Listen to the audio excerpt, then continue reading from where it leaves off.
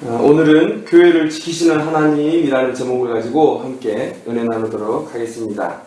어떻게 하나님께서 교회를 지키시는가? 사도행전에 쭉 이야기를 보면 물론 부흥의 역사라고 볼 수도 있지만 저는 또 이런 측면에서 한번 봐요. 하나님께서 교회를 지키시고 부흥시키시는 그런 역사의 기록이다, 이렇게 봅니다.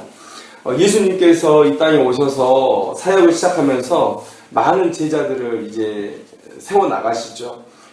그런데 아직 교회의 시작은 아니에요. 왜냐하면 우리는 교회의 시작을 오순절 성령의 임하심으로 보기 때문에. 그래서 예수님께서 죽으시고 부활하시고 40일 동안 제자들을 만난 이후에 예루살렘에서 기도하라, 성령을 선물로 받을 때까지 기도하라 라고 말씀하시고 제자들이 그 말씀을 순종해서 열심히 기도를 했어요. 그리고 제자들에게, 사도들에게, 그리고 120 門徒들에게 성령이 임하심으로 놀라운 교회의 부흥이 일어나게 됐어요. 그런데 이런 놀라운 부흥의 역사 속에서 교회가 계속 긍정적으로 또 핍박 없이 잘 된 것만은 아니에요. 그 역사 속에서 순간순간 사단의 방해들이 있었어요. 우리가 눈으로 보기에는 사람들의 방해들인 것처럼 보이지만 그러나 그 이면에는 꼭 사단의 역사함이 있었다는 거예요. 그래서 우리가 박해의 역사를 한번 쭉 살펴보면 오늘 우리가 본문을 12장으로 삼았는데 1장부터 오늘 본문에 이르기까지 쭉 그 초대교회를 박해했던 그 사건들을 살펴보면 몇 가지 이렇게 순서를 우리가 정해볼 수 있는데, 첫째 박해는, 사단의 박해는 뭐냐면 유대교도들의 박해가 있었다는 거예요. 그들은 제자들을 주눅들게 하고 갖가지 방법으로 제자들이 예수 그리스도를 전하지 못하게 했죠. 초대교회의 가장 큰 대적은 누구였냐면 바로 유대교를 믿는 이스라엘 백성들이 바로 가장 큰 초대교회의 대적이었다는 거예요. 그러한 박해들이 곳곳에 쓰여 있고, 또 두 번째 박해는 뭐냐면 거짓 영의 역사다. 그래서 저는 이 일은 상당히 심각했던 일이라고 봐요. 아나니아와 삽비라 사건을 얘기하는데 우리 다 알다시피 초대교회 공동체들이 자기의 소유를 팔아서 돈을 교회로 가져오고 교회 안에서 서로가 그것들을 통용하면서 없는 사람은 주고 있는 사람은 자기 것을 가져와서 그렇게 한 공동체를 이루면서 살고 있었는데, 아나니아와 삽비라라는 이 부부가 자기의 소유를 팔아서 가져왔는데 얼마를 숨겼어요. 그런데 저는 이것이 아주 심각한 영적 도전이었다고 생각을 해요. 그 거룩한 경건한 무리들 사이에 거짓 영에 취한 사람이 들어온다는 거죠. 이 공동체 안에. 마치 우리가 물에 잉크를 떨어뜨렸을 때 모든 것들이 다 검어지는 것처럼 지금 교회의 이 경건한 하나님의 공동체인 이 교회에 사단이 구멍을 뚫든지 아니면 잉크를 떨어뜨리는 그런 역사를 지금 아나니아와 삽비라를 통해서 지금 하려고 하는 거예요.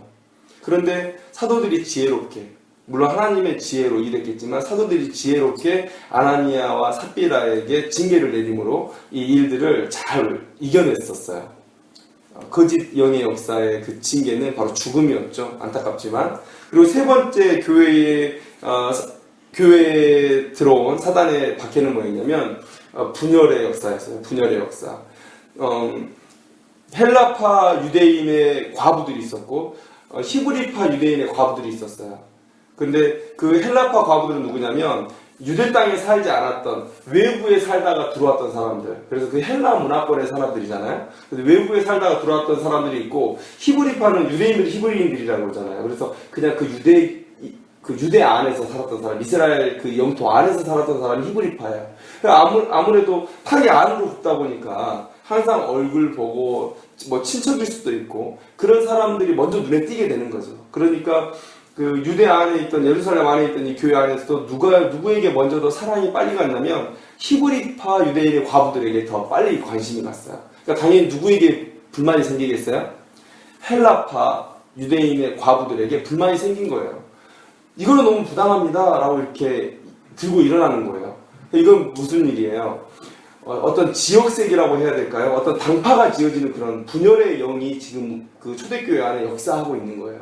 근데 또한 이 사도들이 지혜롭게 이 일을 해서 어떻게 하냐면 자기들은 그 일들을 다 감당하기가 너무 어려우니까 이 일들을 전문적으로 할 수 있는 7명의 집사를 세웁시다. 그렇게 해서 7명의 집사를 세우고 자기는 말씀을 전하고 기도하는 일에 전무했다고 오늘 우리는 성경을 통해서 보고 있어요. 그래서 이 세 번째 교회 분열의 역사도 잘 이겨냈고, 네 번째는 무슨 일이냐면 스데반의 순교로 인한 박해예요. 스데반이 그 시대의 종교 지도자들과 논쟁을 해도 지지를 않아요. 성령이 충만해서 그 시대의 종교 지도자들, 많은 사람들에게 인기를 누리고 있고 많은 사람들에게 선생이라고 높임을 받고 있는 이 종교 지도자들을 스데반이 이기는 거예요. 그러니까 이 종교 지도자들이 시기심이 났죠.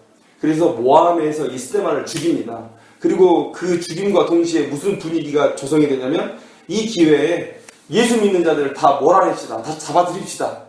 이런 분위기가 딱 조성이 되는 거예요. 그래서 이 본문에서 누가 출발합니까?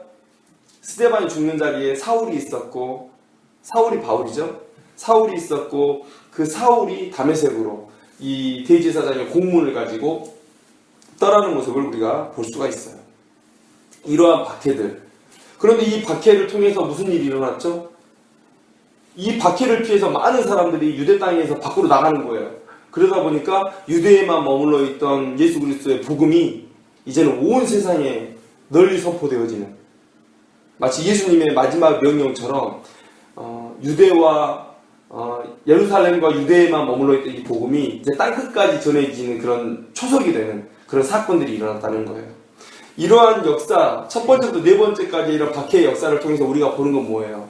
매 순간마다 사단은 교회를 넘어뜨리려고 했지만, 그러나 하나님께서 지키시는 이 교회는 그 박해를 뛰어넘어서 오히려 그 박해를 디딤돌 삼아서, 도약 발판 삼아서 더 높이 뛰어오르고 더 부흥했다는 것을 오늘 우리 본문을 통해서 볼 수가 있어요. 근데 오늘 우리가 읽었던 이 본문 12장 1절에서 19절의 말씀에도 이제 다섯 번째 순교 박해의 사건이 나와요. 헤롯 왕, 여기서 헤롯 왕은 누구냐면 우리가 말하는 그런 헤롯, 그 헤롯 대왕의 헤롯이 아니라 그 헤롯 대왕의 손자 헤롯 아그리빠 왕에 대한 얘기예요. 근데 이 헤롯 아그리빠가 야고보 사도를 죽였어요. 야고보 사도를 죽이니까 누가 좋아해요? 예수 믿는 사람이 죽으니까 유대인들이 너무 좋아하는 거예요. 그러니까 자기는 유대인이 아니어서 항상 유대인과 좀 물과 기름처럼 떨어져 있는데 이 기회를 통해서 내가 유대인에게 좀 인기를 끌어봐야 되겠다 라고 생각했던 이 헤롯 왕이 사도들을 더 죽여야 되겠다. 그러면 내가 유대인들에게 더 인기를 끌겠다 라는 생각을 갖게 된 거예요. 그래서 누구를 잡을까 하고 막 잡고 다니는데 베드로가 잡힌 거예요. 베드로가. 그래서 이제 베드로가 죽을 위기에 처한 거죠. 그런데 이 죽을 위기에 처해 있을 때 많은 사람들이, 예수 믿는 제자들이 모여서 함께 기도했거든요. 그런데 오늘 본문을 보면 기도를 하면서도, 예수님의 제자들이 베드로의 탈출을 위해서 함께 기도하면서도 잘 믿지 않았던 것 같아요. 이 뒤에 보면 베드로가 문을 두드렸어요. 그래서 로데라는 여종이 나가서 보고 너무 기뻐가지고 문을 열어줄 생각도 못하고 바로 제자들이 있는 곳에 가서 베드로가 왔다고 얘기를 하는 거예요. 근데 그때 이 사람들이 뭐라 그래요? 네가 미쳤다고. 아닙니다. 진짜 왔습니다. 그때 뭐라 그래요? 베드로가 아니라 그의 천사다. 이렇게 얘기를 하는 거죠. 근데 이 상황이 이해가 돼요. 왜 믿지 못했을까? 오늘 본문을 보면 야고보가 죽었잖아요. 자기들이 열심히 기도했는데 야고보는 죽은 거예요. 그러니까 하나님께서 사도라고 다 살려주시는 건 아닌가 보구나. 이런 분위기 속에서 야고보도 죽게 된 이 상황 속에서 베드로도 잡혀갔으니까 우리가 기도하지만 베드로도 죽지 않을까라는 생각을 했던 것 같아요. 그래서 그런 상황 속에서 지금 이런 모습들을 보이는데, 그러니까 많은 이 제자들이 생각할 때 야고보도 죽을 거야. 죽을 것 같아. 이런 생각을 했던 것 같아요. 정황상. 그러나 그들은 항상 기도하고 낙심치 말라는 그런 예수님의 명령을 따라서 오늘 모여서 베드로의 구명을 위해서 함께 간절히 기도했다는 것을 오늘 볼 수가 있습니다. 그런데 그 결과가 어떻게 됐죠? 베드로가 옥에서 천사의 도움으로 풀려났어요. 그래서 초대교회의 새로운 간증과 기쁨을 안겨준 것을 우리는 볼 수가 있습니다. 자, 첫 번째부터 네 번째 박해, 그리고 오늘 우리가 봤던 이 본문의 다섯 번째 박해를 통해서 우리가 다시 한번 깨닫게 되는 건 뭐예요? 가장 중요한 것 한 가지를 꼽으라면 저는 이걸 꼽겠어요. 교회를 지키시는 하나님. 오늘 본문을 통해서 그리고 사도행전의 이 저자 누가는 우리에게 교회를 지키시는 하나님에 대해서, 승리하는 교회에 대해서 깨닫기를 원하는 것 같아요. 교회란 어떤 곳이죠? 예수 그리스도께서 오셔서 만드신 복음의 전파를 위한 하나님의 공동체예요. 하나님께서 이 마지막 시대에 교회에 소망을 주시고 교회 안에서 하나님의 백성을 만드시고 양육하시고 함께 일하시기 위해서 만든 공동체란 말이에요. 교회는 하나님의 공동체요, 이 세상에 있지만 하늘에 있는 것과 같은 그런 공동체라는 말이에요. 그런데 예수님께서 피값으로 사신 이 교회가 세상 앞에 그리고 그 뒤에 있는 사단 앞에 굴복할 수 있겠는가라는 거예요. 우리의 씨름은 혈과 육을 상대한 것이 아니라고 말하고 있는데 그 뒤에 궁극적으로는 하늘에 있는 악한 영들과의 싸움이다 라고 말하고 있는 거예요. 우리가 눈에 보이기에는 유대인들과 싸우고 있는 것 같고 아나니아와 삽비라의 거짓말과 싸우는 것 같고 스데반을 대적하는 유대 종교 지도자들과 싸우는 것 같아도 그 뒤에 있는 악한 영들과 그 사단의 쫄개들, 사단의 악한 영들과 싸우고 있다는 사실을 우리가 기억한다면 교회가 패배하는 건 곧 누구의 패배예요? 이런 육적인 세상 속에서 내가 나의 대적에게 실패하는 것이 아니라 곧 하나님의 실패가 되어버리는 거예요.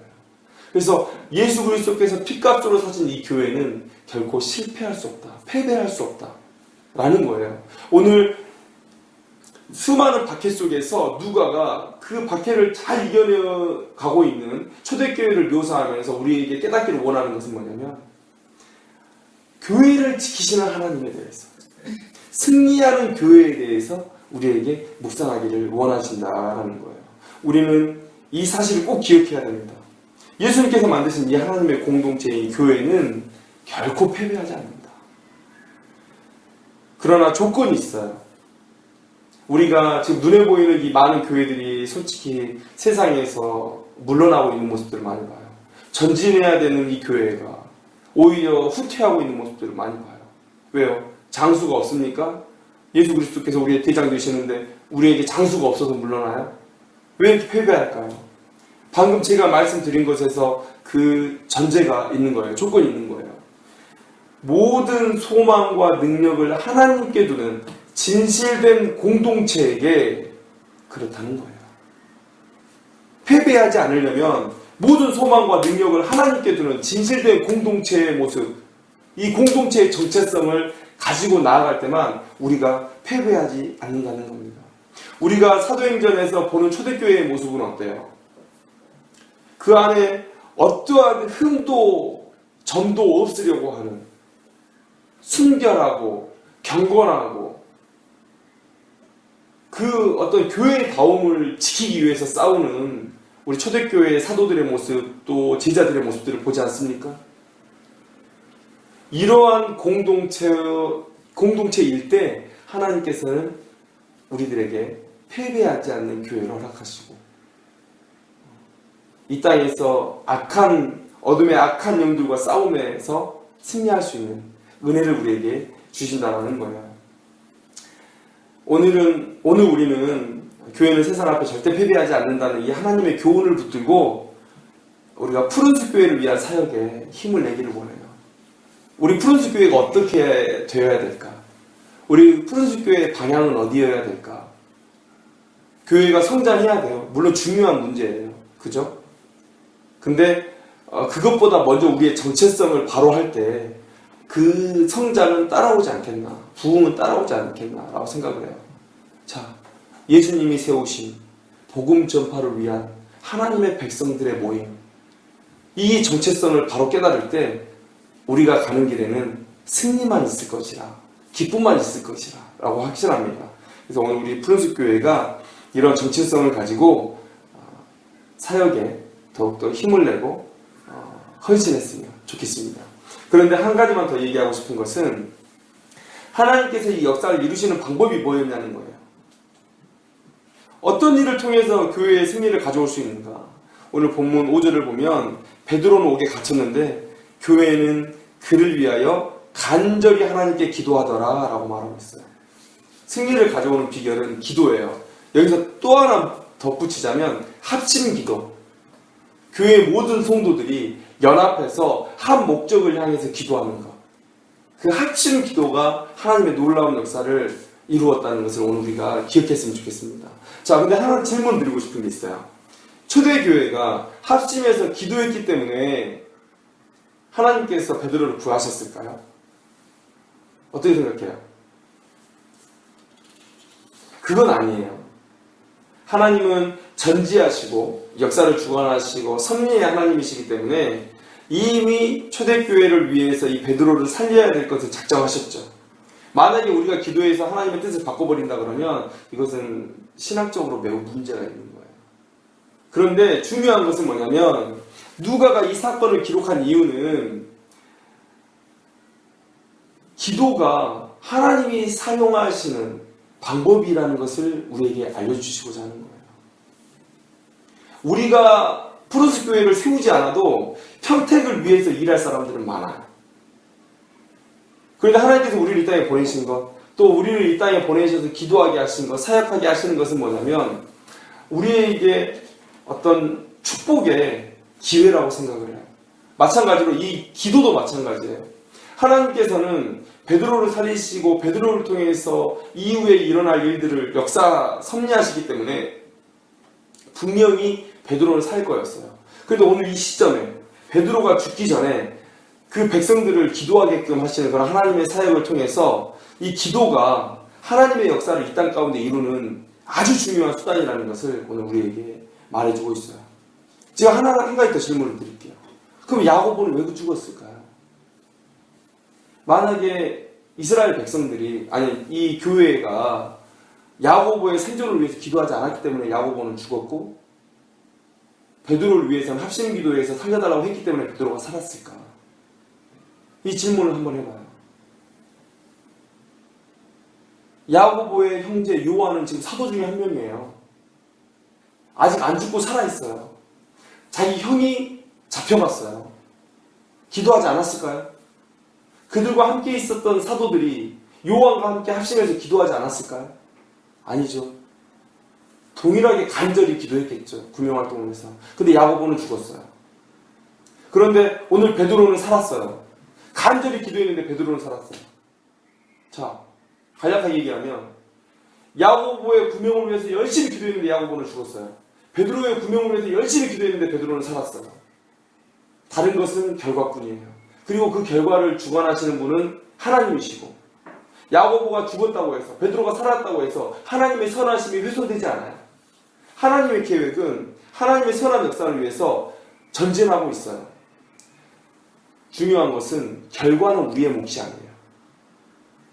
그런데 하나님께서 이 기도의 기록을 여기에 남기신 것은 뭐냐면 하나님은 우리의 기도를 통해서 역사하신다는 것을 오늘 우리에게 말해주고 있는 거예요. 기도를 통해서 하나님이 역사하신다.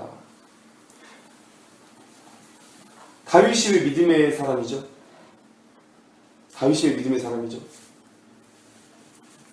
오늘 이 교회를 향해서 하나님이 주시는 교훈은 뭐냐면 기도회라는 건데 야고보가 죽었어요. 야, 기도 응답 안 되나 보다. 그리고 나서 성도들이 베드로가 잡혀갔는데 기도하지 않았어요. 하나님께서 그걸 원하실까요? 이 사도들이 믿음의 사람이라고 인정을 받는 것은 뭐냐면 그 결과와 상관없이 자기들이 해야 할 몫을 알았던 거예요. 결과는 역사를 주관하시는 하나님의 것이고 우리는 하나님의 일을 위한 도구로서 하나님께서 명령하신 일을 우리는 한다는 거예요. 그게 예수님께서 명령하신 기도였어요. 기도였어요. 그래서 한 거예요. 그리고 그들은 야고보가 죽었지만 베드로의 똑같은 결과가 예견될 수도 있지만 그러나 실망하지 않고 또 모여서 기도했어요. 하나님께서 이 일을 통해서 우리에게 주시는 말씀은 뭐냐면 결과와 상관없이 기도하고 어떤 결과가 주어지든지 실족하지 말고 다시 기도할 수 있는 믿음의 사람으로 서라는 거예요. 다윗이 왜 믿음의 귀한 사람입니까? 자기의 범죄 때문이지만 자기 아들이 죽겠다는 하나님의 징계 앞에서 아들 살려달라고 열심히 기도했어요. 금식하면서. 그런데 아들이 죽었어요. 벌떡 일어나요. 밥 가져오라고 얘기해요. 저는 이게 놀라운 다윗의 믿음이라고 생각해요. 결과는 하나님 거예요. 그러나 다윗은 하나님께서 맡기신 사명이 있기 때문에 거기서 실족하면 안 돼요. 에이, 나 아들 죽었으니까. 에이. 이게 아니라 하나님이 맡기신 왕의 사명, 또한 하나님의 백성들의 사명을 감당하기 위해서 다시금 기력을 찾고 일어나야 되는 거예요. 오늘 하나님께서 이 초대교회 성도들, 이 초대교회의 이 사도들과 함께 기도하는 이 무리들을 향해서 말씀하시는 건 뭐예요? 야고보가 죽었어도 너희들은 그 결과를 가지고 실족하지 말라는 거예요. 너희들의 사명을 기억하라는 거예요.